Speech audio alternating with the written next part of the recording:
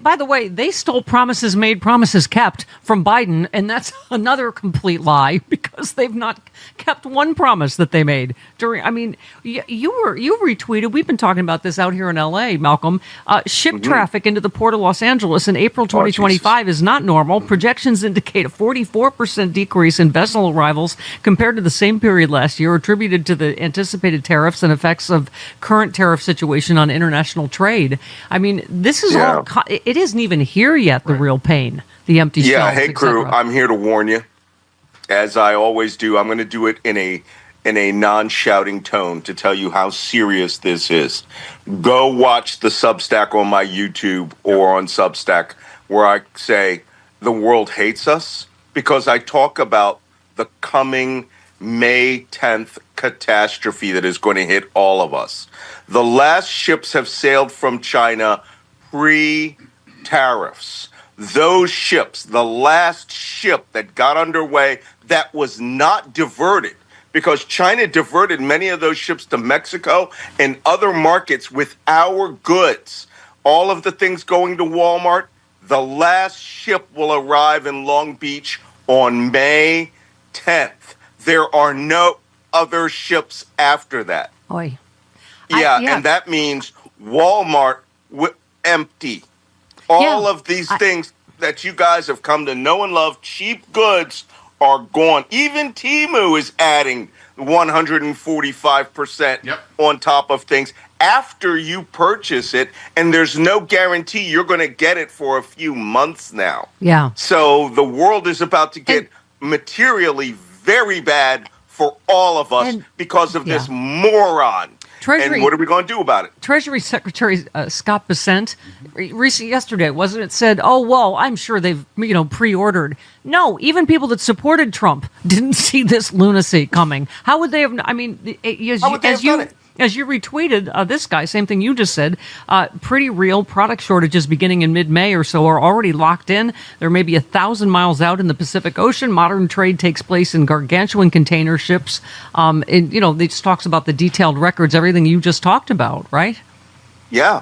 And I know I come out here and I try to explain things from a geopolitical perspective. Let's take a quick look at the maritime perspective. If you guys want to know what global trade looks like, I want you to imagine that Bugs Bunny cartoon where he's playing baseball and all of the bad guys on the other team are just in a conga line going from first base to second base to third base to home base and hitting balls out there. And the song is dun dun dun dun dun dun dun dun dun dun. That's global trade.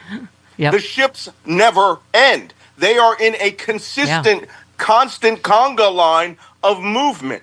That conga line is over, and the last two guys are coming in towards home, and there's nothing behind them. Yeah. This is going to get really bad really fast. Yeah. And Walmart shoppers who voted Trump in, the guys who go to Dollar General, they're the ones who are going to suffer the most. And, Walmart, of course, bending the knee. They said they rejected the idea they would apply an itemized surcharge to account for Trump's increased tariffs. They said Walmart's working hard to keep prices as low on as many products as possible despite uncertainty under President Trump's aggressive tariffs. Well, because Amazon bent the knee, because Trump called and whined to Jeff Bezos. But I was saying it's a good business move for them to say, here's why your thing costs what it does. It's not us. It's not Walmart. It's not Amazon charging that. But no, because they're scared of Trump, they're going to bend the knee, right? Let me tell you, prices at Walmart are going to explode anyway. I've already seen it on Amazon. I have already seen it on Amazon. I was trying to get some pegboard pegs, which at the factory were $6 for a set of 6. Amazon had them for $25. I was going to make a joke about pegging, but I'm not going to do that. Oh, stop it. America is getting pegged. Listen. Well, not yet. Yeah. Believe me, that's a coming. Oh, Tennessee Holler wrote, too, they're just so full of it. Question, is the administration talking to China about tariffs or not? Scott Bessent.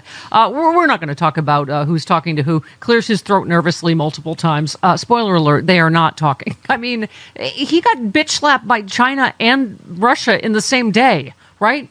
The day he says, Vladimir, stop. He sends more missiles into Ukraine, and China goes, no. Then he says, we're talking to China. China's like, nope. No, we're not. I've been saying this since November. It's almost hard to believe, but the Communist People's Republic of China is the adult in the global room here. And they're playing this game quietly, and every time Trump lies, they come out and they say, that's a lie. We're not talking.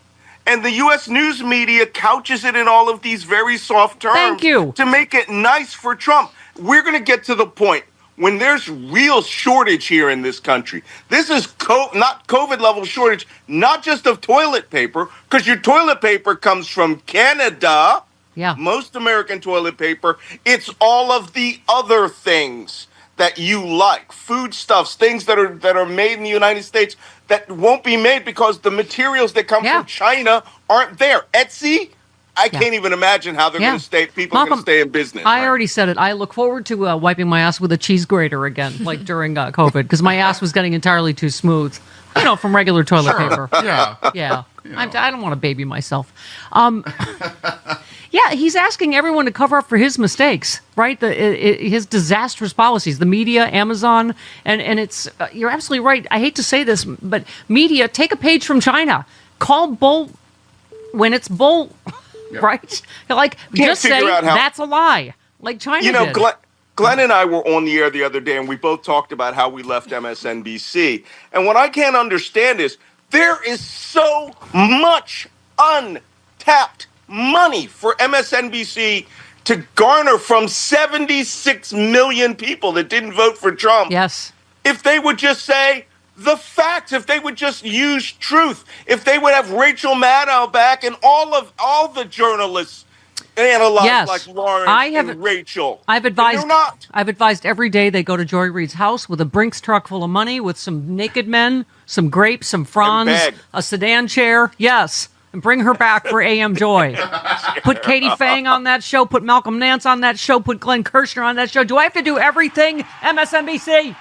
Okay. God, it would be a waterfall of moolah. Yeah. Because there is an opposition. There is a resistance. There is a world out there that wants a voice. And right now, it's congealing on Substack. I do a Substack with Michael Cohen and Lev Parnas every Thursday at 3 o'clock, which we, called Unleashed, which I call Two Felons and a Spy. And all we do is shout and curse for an hour. That's awesome. And everyone loves it. Yeah. But the point is, we're linked to that. So frustrated. Yeah, please support Malcolm's Substack. We link to it every week. Yeah. Also, you have retweeted our good friend. We have to send Luke Skywalker is the only one that can save us now. Mark Hamill said, "Dear Canada, please accept our deepest apologies from all decent Americans embarrassed by the obnoxious trolling from our man baby in chief, who is lacking in both intelligence and any impulse control whatsoever." I mean, that's all we can hope for is the rest of the world sees these polls and these protests and knows that most of us did not vote for this moron, right? Yeah, well, you're right. All we can do is beg the world for apologies. Yep.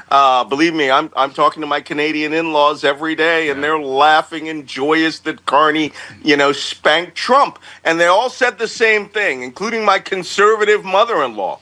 They voted against Trump. Yep. Okay? They do not want America in Canadian business.